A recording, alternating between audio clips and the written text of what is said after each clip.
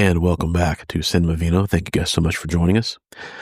This week, due to a personal matter, we will be looking back on another episode that we recorded 3 years ago this month.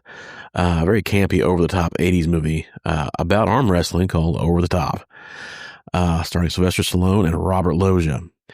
We will kick off our sweaty series next week with some good stuff. So we'll start with the movie Speed.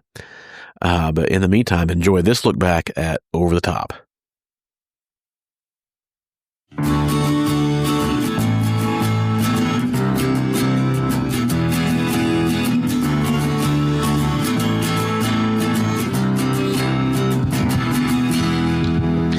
And welcome back to Cinema Vino. Oh, howdy. And we got Sean Jordan. Hey. Taylor Owens.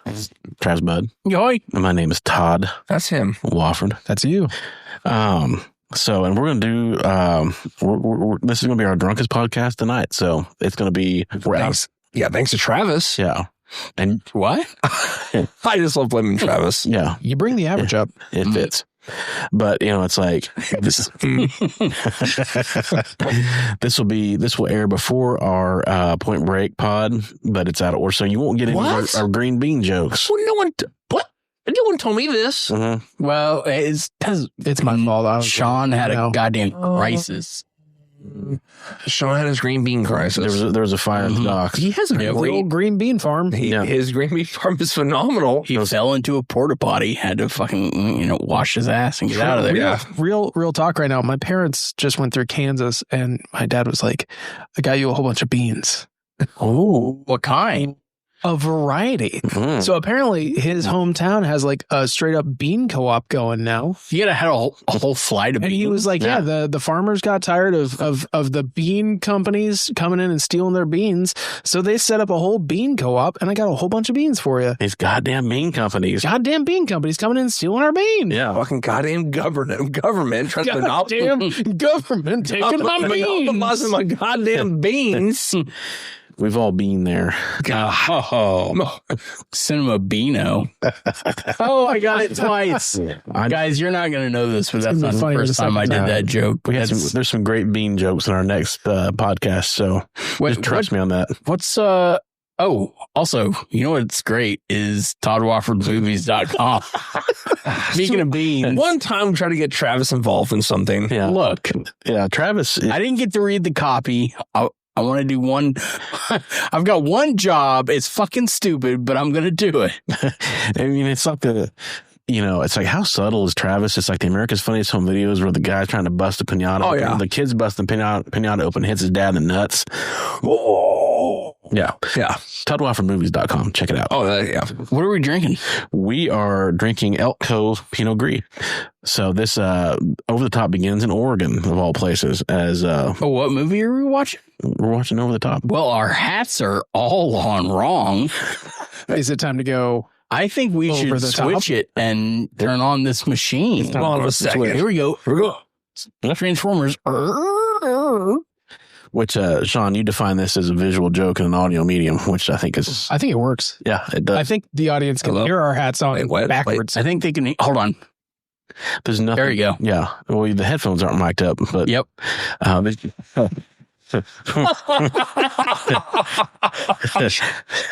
There's nothing funnier than a joke you can't see.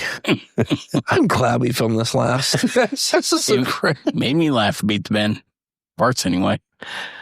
Travis has been recording this the whole time. There's a camera up in the corner. I want you to play with your headphones again like that and see like, yeah. That was awesome. I kind of know what he was doing, but yeah, I didn't. Yeah. It sounds a little salt shakery, but I like it. Sounds loud in my ears. So Over the Top starts in Oregon. So we're doing the Pinot Gris Willamette Valley, and it looks like the Cascades when they start out. Sly's driving his semi through what looks like mountain country in Oregon, which is wine country. So I haven't been to Elk Cove. Went by Elk Cove, had all the wineries around Elk Cove. Beautiful country. The Anime Winery that we've tried several times in this podcast is right next to Elk Cove. And so, yeah, it looks like heaven. I mean, it's one of those things where it's like, you go there have a drink at happy hour. It's like you have been in heaven. I don't know why Sly is leaving Oregon to go. He just goes where the road takes him. Well, Yeah. I mean, he has a dream. Yeah. That's Vegas. Yeah, he's got a big bicep and a dream. Yeah. That should have been the tagline. Yeah. There's a big bicep and a dream. Just firing bullets tonight. Over the Top was released February 13th, 1987, just in time for Valentine's Day. Damn, that was 2 days after my birthday. Yeah. Wait, what year? 87. I was 4 years old, man. Yeah. Ah, damn. In the prime of your life. Fuck. But it's like, day before Valentine's Day, it's like, what we need to see is Sylvester Stallone arm wrestling. And it is a rom-com at the end of the day. It's like, it really is. Really, yeah. Sleeves optional. Yeah. One thing that made me uncomfortable in this movie, I'm jumping ahead, but it's like Robert Loggia's tears. I'm not comfortable with his tears in the movie. All right. So, Okay. No I'm trying to context. think about them, but which I have at the top of my notes more than any other film we reviewed at any time for this podcast. This provoked a 3-word reaction from me. Do what now? Yeah. This stars Sly Stallone as Lincoln Hawk. And I'll say Link. Link. yeah, I'll just interject real quick. Sean, you. yeah, Sean, in our Demolition Man podcast said one thing about Sly Stallone, he has excellent names in all of his Every movies. movie. Yeah. Lincoln Hawk, 100%. Continue. Yeah. Cobra. John Spartan, Mm-hmm. John Rambo. Yeah. So Sylvester Stallone is Lincoln Hawk. Lincoln And Hawk. I have here that any baby born with that name gets a complimentary red, white, and blue trucker hat with a bald eagle on it. And His name is Lincoln Hawk. Mm-hmm. His name is Lincoln Hawk. His name is Lincoln Hawk. I'm going to let Todd edit what I said. Oh, But, I don't think anybody heard it, but we're Yeah, going to Nate and Chalk. yeah, well. Oh, Well, that's what I heard. I didn't say Hawk. 8-inch Hawk. And also a fresh can of Copenhagen should go with that. Oh. Hawk is a long haul truck driver who, as the film opens, on his way to his kids' junior ROTC graduation. Maybe Is it JROT? I thought he went to he was going to a military It was a military school. Okay. Because that was JROTC. That was a lot of involvement. they don't explain a whole lot. Not that I'm holding out for an explanation of what's going on in the opening scene, but Yeah, I was confused for a Yeah, second. but that kid must be so popular that when fucking Sly was walking, like, who is that guy? Yeah. And like, look, even the guy was like, don't look at him. Focus here. Like the photographer. I'm Don't like, look, you'll get pregnant. yeah, and I was like, what is going on here? I was like, yeah. So they didn't. don't pay attention to that man. Just keep walking. Yeah, even the guys were looking. Yeah. But I will say, would before Todd keeps going, any movie that starts off with a 4 to 5 minute just montage, music montage, will be a Oscar nomination. Yeah. He brushes his truck. He brushes his teeth. Yep. He brushes his armpits. We get no Good to answers, go. no nothing. Shaves that beard, which I was sad about because that's a good looking Hell, beard. it's so good. Yeah. It's like, we'll believe that, man. You still look like Cobra. Yeah. Anyway, So we learn early on that Hawk is a deadbeat dad, walked out on his wife and his son Michael 10 years earlier. Now his ex has one of those kind of movie heart ailments that means that, she's sick and therefore has to be dying. She's ambiguously sick. Yes. I guess the aliens are going to pick up her kid and he's going to become Star-Lord and then, I don't know, continue. One thing I'm sure is that kid could never be Star-Lord. no, Not so on any fucking planet. whiny. that motherfucker's Groot. And so, That little bitch ass kid's Groot. and so she has asked the Hawk to spend some time with her son and build a relationship. Meanwhile, the boy's snooty, rich maternal grandfather, played by Robert Loggia, plans on winning his boy back at all costs. So that all sounds pretty routine until the script throws a curveball in there and makes Hawk a world-class arm wrestler. At first, Michael is hateful and resistant to his long-lost dad, but once he sees the potential greatness in the Hawk, And his sleeves come off. yeah, the two begin to form. That's interesting symbolism that the Sylvester Stallone rips his sleeve off. Oh, yeah. Trying to catch him. It's like, I just now figured that out. It's like, that's foreshadowing. Mm-hmm. He's going to follow in his footsteps and become a great arm wrestler. That's exactly what they were thinking of in the script. They were like, oh, yeah, his sleeve's going to come off because he's going to be an arm wrestler. What about your arm? All this culminates in the World Arm Wrestling Championship in Las Vegas, which has the frenzied feel of Ali Frazier Rumble in the Jungle. Yep. And of course, the prize at the arm wrestling championship is a truck. Oddly specific. I'm surprised it doesn't say like Hawk and Sons on the side. I think this is actually based on a true story. Is it really? I'm serious. Yeah. Oh, And I think he actually did win a truck. I think it was a Volvo truck. Oh, nice. Yeah. Volvo. And Volvo makes a hell of a truck, too. I don't know. They're boxy, but they're good. Aren't we all? Maybe all. I want to hear your guys' thoughts. I have some strong thoughts, but we'll start with Sean. This was your movie. I want to hear what you think. I've got some strong thoughts, just like this movie is strong, right? Yeah. I mean, this kid is the absolute worst kid that you could possibly pick up if you pick up a kid from military school. Yeah. All he does is just complain He about would be your my diet. second choice at best. Travis, if you picked up this kid and you were like, all right, you want to go get a Dub G? I would hope I had better game than to just pick up this kid. I love it that Stallone suggested go get lunch and the kid starts pointing out the cholesterol and all the food. Sir, Fucking nerd. you are going to die of cholesterol poisoning. Yeah. Like, all I did was suggest a restaurant. You haven't even seen the menu. 40 grams of fat in this. Yeah. Like, God damn, man. That is 50% fat. Yeah. And most of it is carbs. Like, dude. In that situation, that's a good guarantee you're going to taste the shoulder of the road. Yeah. You're going 40 out the grams of fat in your sass. Stallone was the most patient father I have ever seen. Yeah. The restraint on him to where when he finally did get fed up, he was just like, if you think it's so easy to drive a truck, You drive it. why don't you drive it? And then he fucking does. Mhm. Like, Pretty very easily. little effort Pretty to easily. try. I was kind of hoping that Stallone would jump out of the passenger seat and just leave him to roll. Like, wait, You go. That's parenting. Hey, you better watch. Kick him out of the nest. nest. That's right. They got to learn sometimes. You got to learn how to fly. Grow up and be a big boy hawk. Speaking of which, I mentioned this before the podcast, but this was an Easter egg that the writers left in, is that the son's name is Mike. Mhm. Mike Hawk. Never address it. Yeah. Just fucking amazing. Which Stallone was one of the writers. He was one of the screenwriters. Yeah, it was. Yeah. Yeah. Where this movie falls in Stallone's film career, chronologically, it's like kind of right in the peak of everything that he was doing. Yeah, I think so. Yeah. Like, I think this was between Rambo 2 and 3. Mhm. This is before Demolition Man. This is After Rocky 4. Yeah. No. So- Yes. Rocky 4 was After Rocky 4, 85. before Rocky 5. Yeah. Tommy Gun. I mean, after Cliffhanger, AIDS. I think. I think this was after Cliffhanger. Sorry. I thought we were just naming things about films. He said Tommy Gun. I just said AIDS. I don't know. I thought we were just talking about films. It's not the only thing 80s. the writers left in. The 80s, those were the days. Well, that's on me. I didn't know what we were doing. My apologies. My apologies. I should have been a writer. I should have been a writer in the early 90s with Sylvester Stallone. I love it that you just said AIDS. I thought we were just on the age of enlightenment. It's like, Well, that's the only way I remember all the Rocky movies is like Apollo, Mr. T, Russian. AIDS.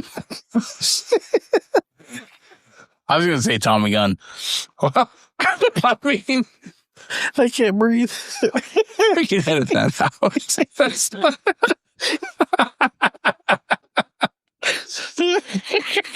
Leave it in. The writers did. Yeah. Oh my God. Anyway, Yeah. AIDS. So Yeah.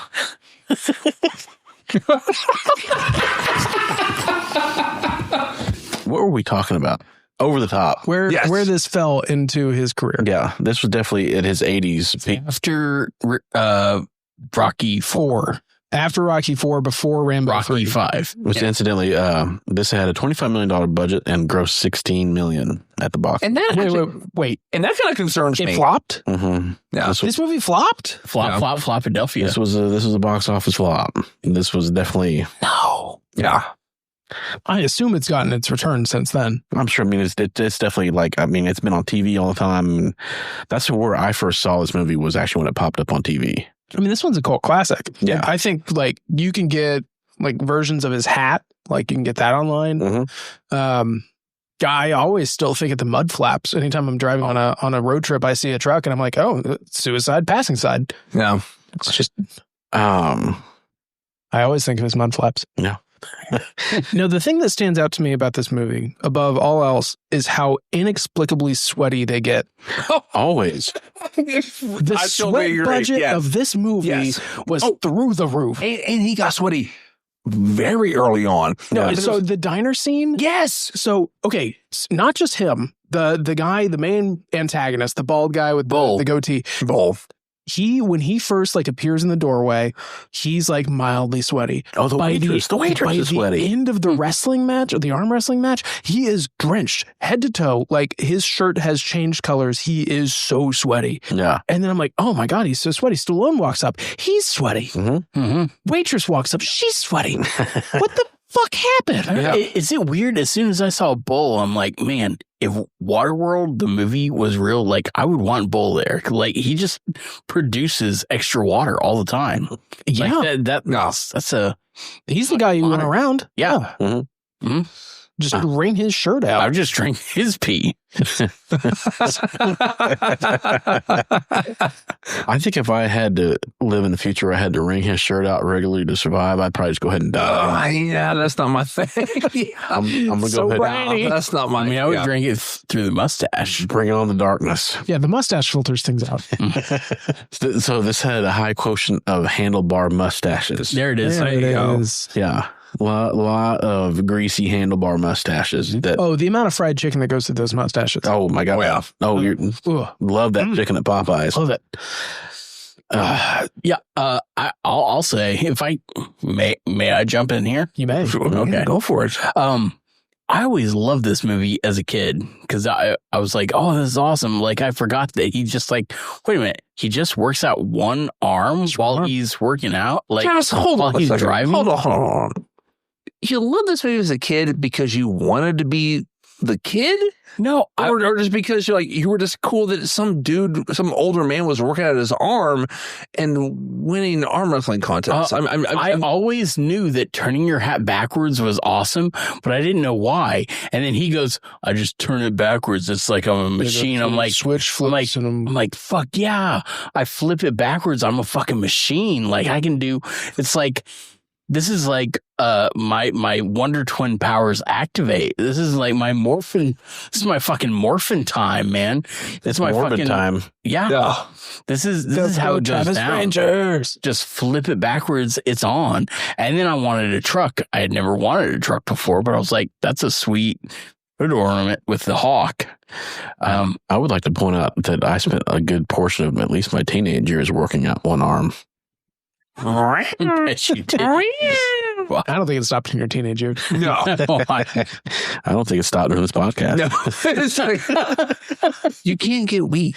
You cannot get life weak. doesn't meet anybody halfway. No. But the thing I noticed in this is how almost reality TV it got at the end, where they were interviewing the other people in the arm wrestling competition, and it seemed like it was more candid, and they were just talking to me it didn't seem scripted. Well, a lot the of those guys talking were real arm wrestlers. That's what I was thinking, is that these guys were like, oh, I'm going to talk my normal shit. And I really liked it. I was like, oh my God, this is the Real Housewives of this is the arm I jack off with. Okay. Well, yeah. Do you think they have to switch it up? Because if they don't, they'll just rip it right off? Oh, yeah. I mean, God, there's so many things I want to say right now, but Todd would have to edit so much. I agree, though. It's if you overwork one arm, it's nothing but muscle. Exactly. And the entirety of what I'm thinking in my head is you see their one arm that they used to work out, or well, I'd hate to see the other guy.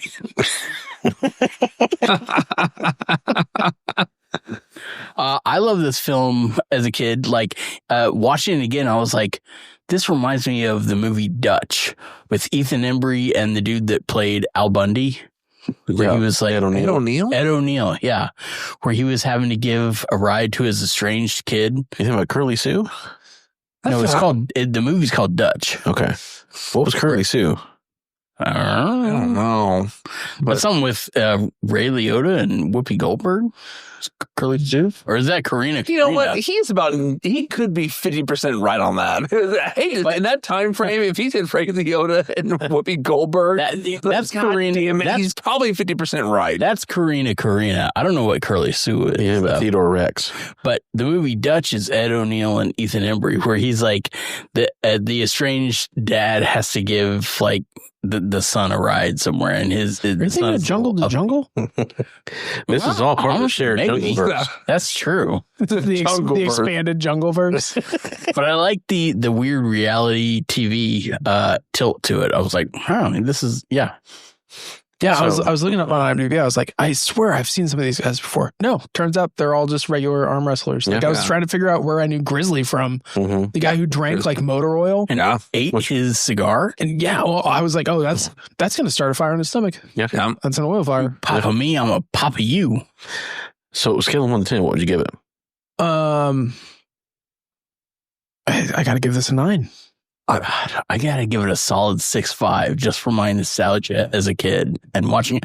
I watched it on YouTube and I watched it at 2 times speed. So those 4 to 5 minute montages lasted 2 minutes. And thank God for that. I heard the montages. The music was not that great. I was like, let's get over it. The fuck you say? So whatever I gave Point Break, which I believe was an 8. Yeah. Why is that a 16? It's going to be an 8 or it's going to be a 7.5, and I don't think it might be an 8. Tell us why. And so I'm gonna psych out. Robert Loggia. I might give Point Break a little bit better. I had never seen this film before, really, all the way through. And so we had a friend in middle school that he loved to do the over the top, like the whole thing. It's which is cheating, and that's all. But like you just see it as a funny thing. And I was like, "What the fuck are you talking about?" It's like, "Oh, it's this movie." I'm like, "Well, you're sad." And after watching this movie, I'm like, "Man, he's still sad, but goddamn, what a great film!" And I loved the 4-minute montage to begin everything. I loved it, and I had to say it, old Sly. Man, he pulled it fucking off, man. I thought he actually was a fucking good actor. I loved it. Don't hear that every day. And it was so early on when he was like, fuck, they're in the restaurant very early on, like, I'm going to have a chicken instead, chicken and salad or whatever. Tuna on wheat. And he was, tuna on wheat. That's what it was. It's like, tuna on wheat. He's like, just make it 2. He's like, oh man, I got to wrestle you. And like, he was completely dry before that, but then all of a sudden this thing comes out and he just is soaked to the bone. And I was like, crazy eyes. God, his eyes. It's like, you're a hustler, aren't you, Dad? And he was like, you just hustled that man. Yeah, and it was like, yeah. So yeah, no, you didn't hustle. But all right, so that kid though, it was like honestly, the kid actually made me laugh half the time more than that guy. It was like more than Sly, because this kid, I felt like this is gonna be weird. He was overacting more than anything. Oh, yeah. I think Sly was just being Sly. He was just doing his own thing. And I actually appreciate that so fucking much. He's just like, whoa. Whatever he sold his truck, that shit made, I don't know why I should not laugh at this, but he was like, can I have the Hawk? And the guy's like, yeah, fucking take it. He was like, I don't give a shit. It's like $7,000. I don't give it. He was like, it was such an emotional scene for him. But the guy was like, yeah, I don't give a fuck. Take the fucking Hawk. I don't care. Yeah. I'm not watching your goddamn movie. I don't give a flying fuck. It was something like a big, like, man, I was like, I feel like the writers, they were like, man, are we doing what we're doing? Fuck it. Let's just make this funny little quip right here. I was like, it was a scene, but it meant so much to him. But I was like, what the fuck? We are about to go to Vegas. Who gives a shit? Yeah. So, mind if I take the Hawk? Yeah, go for it. He was like, hey, do you like my Von Dutch hat? Like, I guess, man. I guess. Do you want to see me turn it around? So I can do this. It's like a switch. I'm like a robot. I feel like a machine. Can I get my weight machine out of my convoy there? So Robert Loggia was in this film and he did great. All I'm going to say is this film, never seen before all the way through. I knew a lot of the innuendos, which we've said a lot during this time. Seeing this now, I totally get them and I appreciate them even more. And I will say over the top just makes me fucking giggle even more now. And I hate to say it, it's a half a point lower than what I gave Point Break, and I might even give Point Break now a 9. I don't know. We've had a few drinky poos, and it's like, you know, I've seen a few Rocky movies, so I will say that, you know, this is maybe an 8.5. Ooh. Yeah, it's a different scale. It is. It's a different scale. And it's like I wasn't sitting there thinking to myself like, oh man, this is going to be an Oscar nominee. Like it wasn't. I'm not watching Citizen Kane. Exactly. It wasn't as bad as I thought it was going to be. Vino. Yeah. So I thought it was going to be this like terribly shitty movie. There was just like I actually wasn't offended by it. I was like, this is actually kind of okay, in my opinion. I was like, and like, it's enjoyable. Except for the pinball machine. I was like, well, why? That guy's mullet? It's like, what? But the fucking 32-year-old who was friends with the kid? Exactly. It's like, why is he just harassing this poor child? You tell him, Jimmy. Like, why did he look like Donkey Lips from, you're short, not Donkey Lips, but the other guy? No, not Sputnik. Sputnik, yeah. Donkey Dong. Yeah, well, he needed an awful waffle. But, yeah. So you're going to say 7.58. I would say an 8. I'm going to give it an 8. Last thing I want to say is I thought 100%. I remembered that there was like we're at this round where I'm like, what the fuck is he going to say? It's like we're just. I thought 100% in this movie there was like when they were arm wrestling that there was like a red pad and a blue pad on either side, and I remembered that there was like a fucking tarantula in one of them, and they were doing like some crazy shit, and one smashed the tarantula. Yeah, but like in this movie, it hit the pad and the tarantula bit them. That was a different movie. Was that a dream? Yep. That didn't happen. Yeah. Okay. So what I've got here, and one of the first things I have in my notes was that I cannot believe that Stallone could genetically produce a whiny, noodly arm little brat like the kid in this movie. Right. I don't think that it's genetically possible. What happens when you're raised by your rich grandfather? Yeah, and also the mom clearly had some issues. Yeah. Yeah. Genetic. I was like, you're blaming her heart problems? Yeah. So there's some genetic issue. Yeah. I mean, genetic. She got a transplant. He might not be that way. Yeah. He makes Ricky Schroeder look like one of the Sex Pistols. Damn. That's a good one. Yeah. Put that out there. Yeah, but which one? I don't know. Maybe Johnny Rotten. Oh, good. Yeah. It was one of those things where it was always like, well, sir, why do you have all these photos of me in here? It's like, well, I'm also your fucking father, you weirdo. Yeah. I'm your father. Where did you get all of these photos? It was like the Martin Prince character in this movie. I mean, it's like the nerdy, like, God, yeah. Yeah. I mean, it's like. I am Calliope.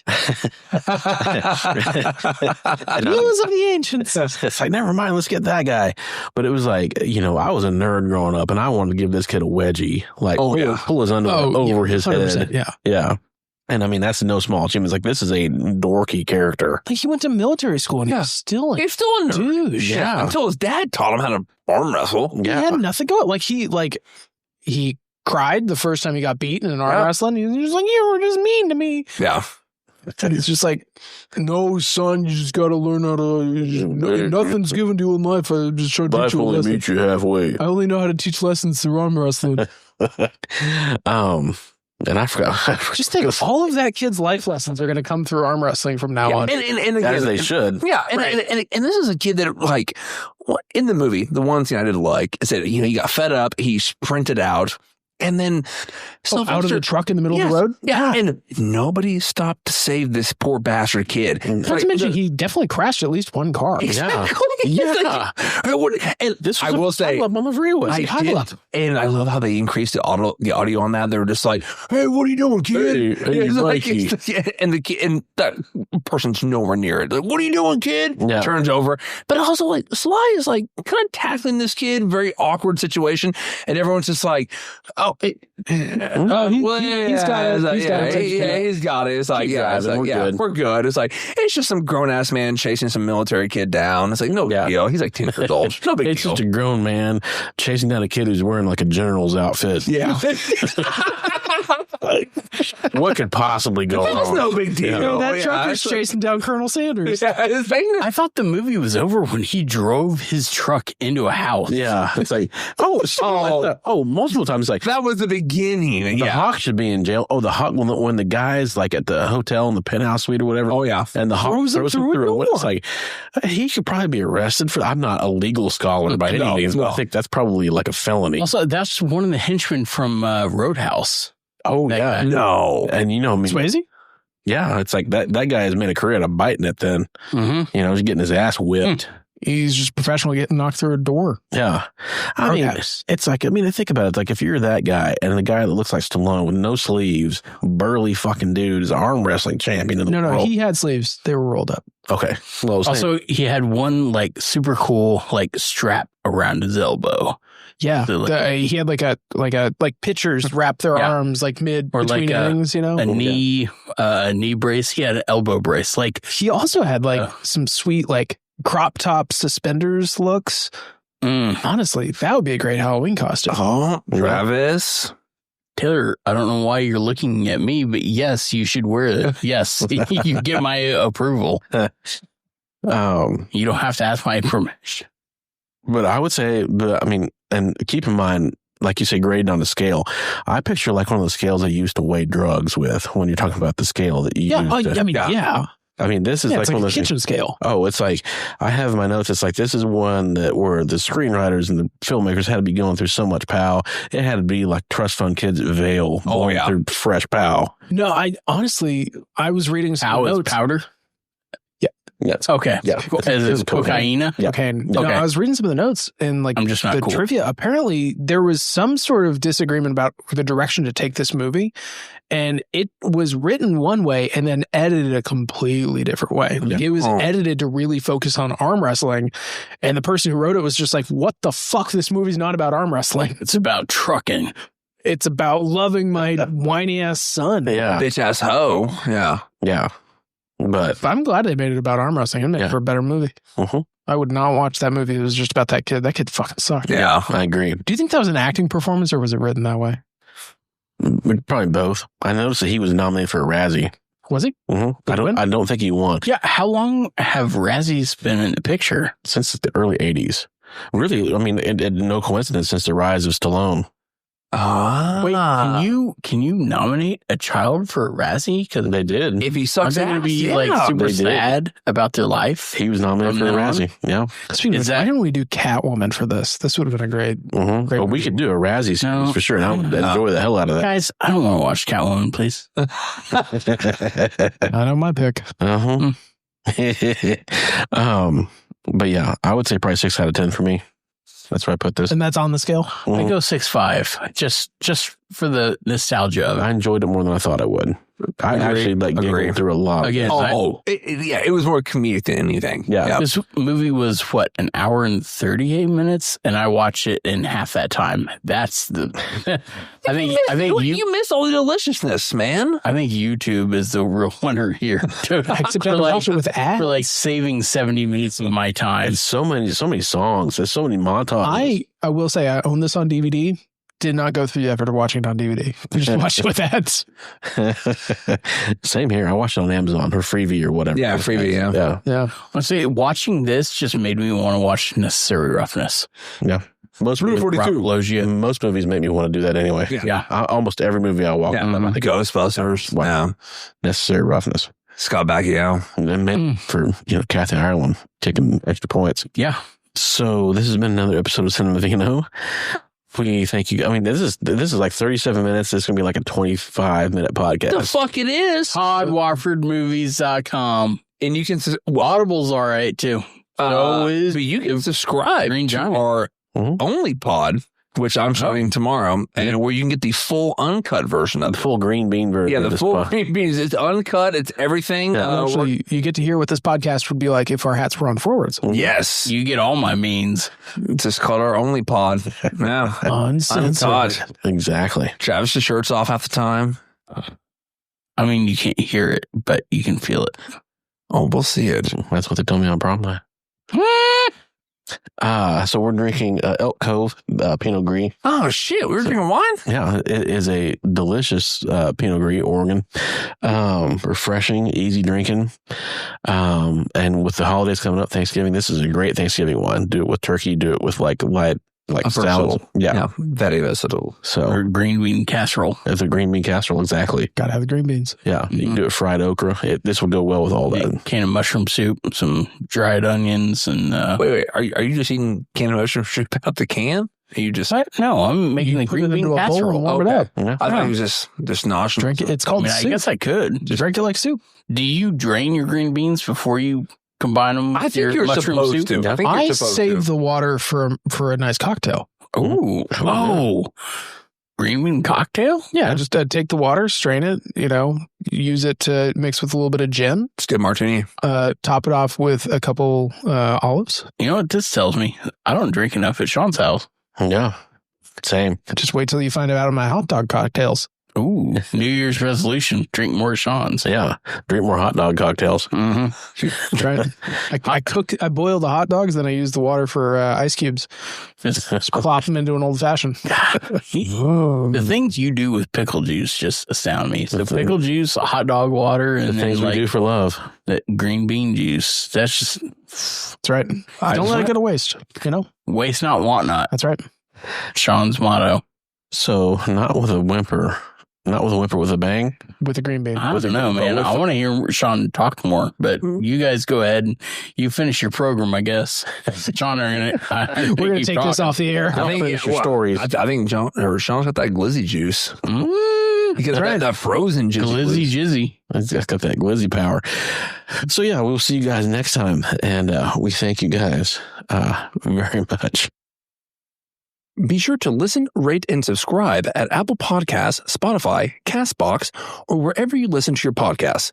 Our website is cinemavino.net, and reviews of these films can be found at toddwoffordmovies.com.